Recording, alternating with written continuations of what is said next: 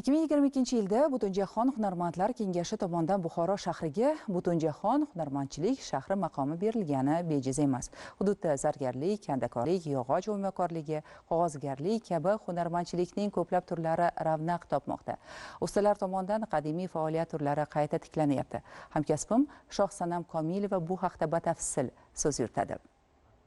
Buxorolik hunarmand usta aynan 6 ta unutilib borilayotgan hunarmandchilik yo'nalishini va Buxoro qog'ozini qayta tiklashga erishdi.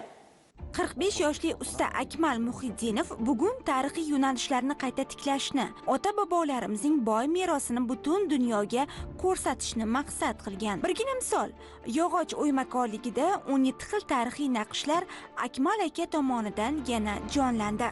Prezidentimizning hunarmandchilikni yanada rivojlantirish va hunarmandlarni har tomonlama qo'llab-quvvatlash chora-tadbirlari to'g'risidagi farmoniga ko'ra ajratilgan maydonda bugun Buxoro hunarmandchilik maktabi yaratilgan.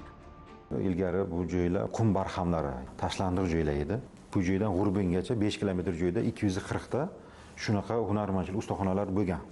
Oxirgi ustaxona mana 1976-yil etik do'zlik ustaxonasi buzib tashlangan ekan. Qurilish jarayoni paytlari ham bu yerda eksponatlar chiqdi, tegirmon toshlari chiqdi. Bir 10 yil, 15 yil oldin bu imkoniyatlarni tasavvur ham qila olmasdik. Bugunga kelib mana shu kasbimiz orqali o'tgan yil masalan 7 ta davlat borib keldi. Bu yil ham rejalashtiryapmiz. Markazimizda shu atrofda mahallalardan usta shogirdlik ham yo'lga qo'yganmiz. O'rganganlarga ish bilan ta'minlaymiz. Hozir kungacha 500 dan oshiq usta shogird chiqarganman. Kasanachilikni ham yo'lga qo'yganmiz. Umumiy 70 ga yaqin. Ularni uyiga ish bilan ta'minlab turamiz. Bu yerda xaridor buyurtma qilgan mahsulotining tayyorlanish jarayonini, murakkabligi u zavqli tomonlarini kuzatishi mumkin. Bu esa hunarmandlar uchun ham qulay. Yana bir e'tiborli tomoni, yoshlar uchun bu jarayon mahorat maktabi vazifasini ham o'taydi. Ma'lumotlarga ko'ra, Buxoro qog'ozi qariyb 1 asr saqlangan. Samarqand qog'ozidan farqi juda yupqa holda bo'lib, paxta, eski matolar hamda zig'ir poyasidan tayyorlangan.